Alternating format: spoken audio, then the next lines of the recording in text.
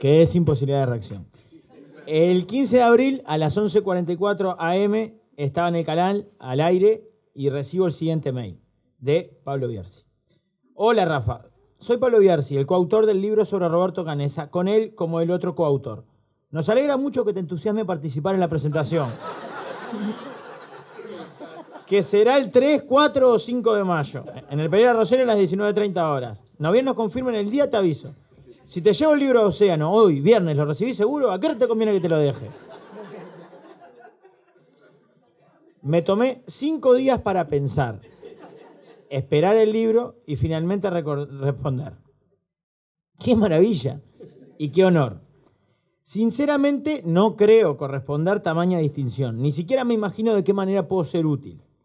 Hoy me llegó el libro al canal. Justo me agarra en medio de varios viajes de trabajo, pero prometo devorarlo por opción y responsabilidad y ponerme a la orden para lo que ustedes crean conveniente. Pero por favor, no sientan ningún compromiso de participarme. El simple hecho de que hayan pensado en mí ya me enorgullece profundamente. Felicitaciones desde ya a ambos y vamos arriba. Rafa, enviado desde mi smartphone, Samsung Galaxy. Al otro día, respuesta. Querido Rafa, hace tiempo aprendí que vivir la mejor vida no se trata de mí, sino en hacer que vivan mejor los que están cerca. Por cómo sos de honesto con todo el mundo, te quieren. Es una realidad que es casi imposible de lograr, sobre todo en el Uruguay. Tú tenés una herramienta poderosa para que de una vez por todas nos demos cuenta que si no nos unimos y trabajamos todos juntos, los resultados excelentes no se logran. Y qué buen lugar para empezar que es el Hospital Pereira Rosell.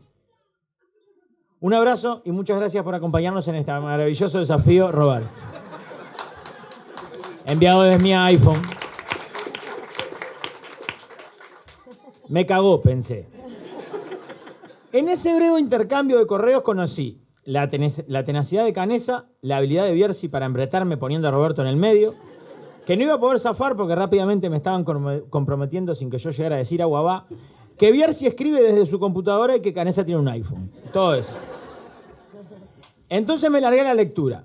Leí en tandas del canal y de la radio, leí en semáforos, leí mientras mis hijas dormían, leí en cada momento que tuve, buscando una sola respuesta. ¿Por qué me habían llamado a mí? Terminé de leerlo hace unas pocas horas, no por falta de interés, sino de tiempo. Y como es la primera vez que participo en la presentación de un libro, estoy aterrorizado y muerto de la vergüenza. Se me ocurrió que lo mejor era darle a mi presentación un formato que me resulta mucho más cómodo y familiar, que es la crónica futbolística. De entrada la idea me pareció una reverenda estupidez y créanme que me satisface observar sus caras y confirmar la coincidencia. Pero de a poco me fue convenciendo, me movía menos de mi zona de confort, estaba más habituado a su formato y vocabulario técnico y me aseguraba que nunca más se le iba a ocurrir a nadie invitarme a la presentación de un libro. Entonces escribí esta crónica que voy a leer ahora, que les pido disculpas que está un poco larga y que estoy medio nervioso. Primera parte o primer tiempo. Arranca con un gol desde el vestuario. Pregunta, ¿cuál es la frontera entre la vida y la muerte? Fuerte el planteo inicial. No sé si pretende que se lo responda, porque si así arrancamos va a ser difícil aguantar. Rápidamente los autores nos ponen en partido, como cuando llegás 10 minutos tarde al estadio y tu compañero de fila de asiento, que es la relación más larga que entablé en mi vida, llevo 30 años frotándome las nalgas una vez por semana con un desconocido, te dice al verte llegar, ya vamos perdiendo 1-0, nos están pintando la cara, tenemos a los dos zagueros con amarilla, ¿querés manices? Con ese poder de síntesis, el del compañero y el de Bierzi, resumen. El 13 de octubre de 1972, cuando choqué en el avión contra la montaña, tenía 19 años y estudiaba segundo año de Facultad de Medicina. Jugaba al rugby y Lauri Zurraco era mi novia. Lo que hice en esos 70 días fue un intensísimo curso de medicina de catástrofe, de supervivencia. Vivimos el más cruel laboratorio humano, donde los cobayos éramos nosotros mismos. Nunca escuché hablar de un laboratorio tan siniestro. Eso es en la página 6. Miro cuántas son. 374. Releo los mails. Un iPhone tiene Canessa, pienso. Llego al accidente y me meto en el medio de la catarata de preguntas de Roberto sin encontrar respuesta a ninguno. ¿Cómo será morirse? ¿Me faltará el aire, la visión, el pensamiento? ¿Cuánto dolor podrá resistir? ¿Veré mis miembros separarse del cuerpo? ¿Hasta cuándo tenemos conciencia en el instante previo a la muerte? ¿Cuándo perderé el sentido? Recordé un texto que nos acercó la profesora de literatura de sexto año, allá en el glorioso Liceo 11, Christian Brothers del Cerro, Estela Maris. Porque me da un poco de vergüenza.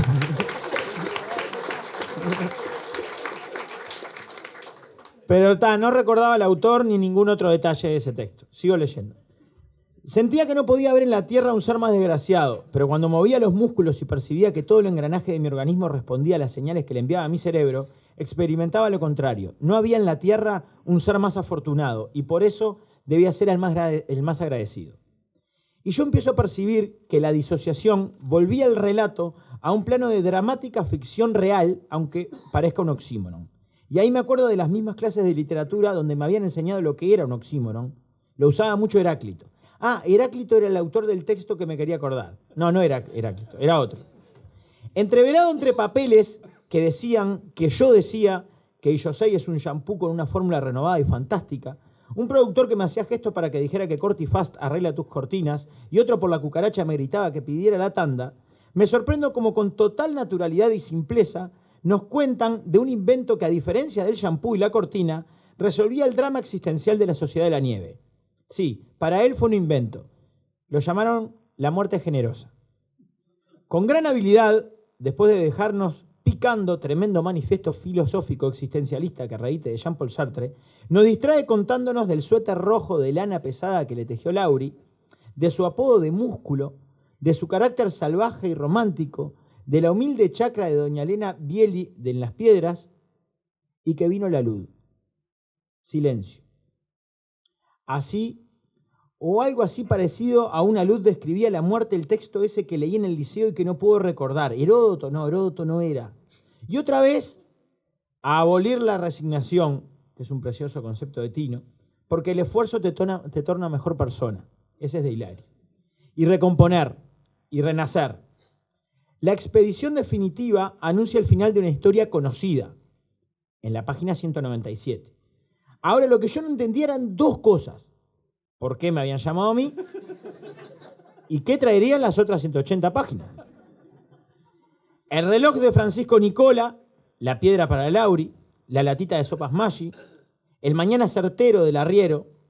Leo algo que ya sé y sin embargo no puedo evitar conmoverme a pesar de que acababa de decir, mirando una cámara, que las mejores ofertas están en Vía Confort. Quiero conocer a Sergio Catalán. Me emociono con el abrazo de don Juan Carlos con el taxista anónimo de Buenos Aires. Escucho la llamada de Raquel Nicolich a la casa de Lauri diciendo feliz mortal, uno de ellos es Canesa. Y me retuerzo escuchando a esa mamá que al recibir la noticia de que su hijo, desaparecido hace 70 días, apareció vivo y dijo, ya llegó. Y hasta acá llegó la historia más o menos conocida por todos. Pero estoy en la página 197 y son 374. Me acomodo. Va a empezar el segundo tiempo después de estos breves consejos comerciales. Segundo tiempo. Reaparece la medicina y se entrevera con la vida después de la montaña. Roberto mezcla historias, experiencias, décadas, nombres. Pareciera que su manera de expresarse es una fiel representación de su forma de razonar.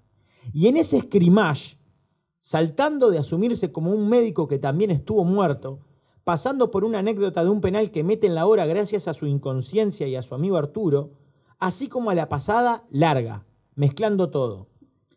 El siguiente paso que me propuse, aplicando la máxima de los Andes, de que las distancias son horizontales, no verticales, fue trabajar para que el niño más pobre de Uruguay tuviera derecho a tener el mismo diagnóstico, con el mismo nivel de precisión que el más rico del mundo. Era una vez más solo una cuestión de distancia. En todo caso, una distancia mucho menor que caminar del Valle de las Lágrimas a los Maitenes, que siempre fue, desde 1972, mi patrón de medida, mi sistema métrico decimal. Perfecto. Mezcló pasado, presente, conceptos sociológicos, demográficos, ideológicos, geográficos y matemáticos. ¿Para qué me llamó a mí? Le juro que seguía sin encontrar la respuesta. Ni a eso, ni al autor del texto del Liceo 11, Christian Brothers School of Maris del Cerro. Pero por ahí, en la página 241, empiezo a conocer a otros sobrevivientes de la montaña que no conocía, porque no aparecen en ningún otro libro sobre la tragedia, ni en ninguna película, ni en ningún documental. Conozco a Azucena, la mamá de María del Rosario, que se acostumbró a vivir con él a punto de. Conozco a Agustín, y lo que es más lindo, conozco el abrazo entre Agustín y su hermano Juan Diego. Conozco a Marta, la mamá de Tiago, y hasta veo la foto del cumple de uno cuando Roberto otra vez le está dando luz a su hijo. Conozco a Mercedes, la mamá de Jojó, que aprendió a convivir con la enfermedad de su hija y por fin volvió a dormir. Y ahí dejó de conocer, en medio de una tanda. Mientras una cartulina detrás de cámaras me comunicaba entre signos de exclamación que el queso rallado artesano viene fino o en hebras, y que hoy al término de su rallado quizás sepamos finalmente qué culpa tiene Fatmagul. Dejé de conocer y empecé a reconocer. A reconocer en esas historias la mía. Tengo 2 hijas, una de 7 años y se llama Ana Clara, lleva una vida absolutamente normal y su preocupación mayor ha sido develar el misterio que encierra el alejamiento de Cami de Rombay. La otra tiene 5 años, se llama Emma. Sufre una hidrocefalia congénita diagnosticada a los 9 meses de vida y desde entonces no ha pasado nunca más de 1 año y medio sin entrar a un quirófano, a que neurocirujanos le abran la cabeza de oreja a oreja e intenten resolver un caso que, según nos dicen, no tiene antecedentes. Al igual que Isabel, la mamá de Agustín, que Marta, la mamá de Tiago, que Laura, la mamá de Santiago y Nicolás, me reconozco en lo que dice Azucena, la mamá de María del Rosario. Siento que de alguna manera la muerte pasó y ella le ganó. Le gana a la muerte, entonces lo que venga no me importa. Para Adriana, el desenlace es distinto, pero el final es el mismo. El gran Tomás también le ganó a la muerte. Y ahí me caen las respuestas. Por eso me llamaron a mí, porque Emma no tiene Samsung ni iPhone como para responderles y venir a hablar ella de cómo llegó a los Maitenes. Y porque Emma iba a demorar... yo iba a demorar menos que Emma en llegar al final de las 374 páginas para intentar responder la pregunta con la que arranca el partido. ¿Cuál es la frontera entre la vida y la muerte? Incluso iba a terminar, antes de terminar el programa, no sin antes decirles que los mejores tortelines son de la Epicuria. Ese era el del texto que me enseñaron en el liceo. Epicuro.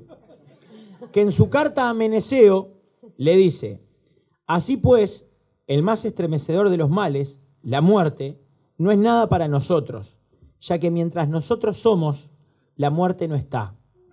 Y nosotros somos y estamos, hoy, acá, para agradecerle a Roberto por tanta vida. Muchas gracias.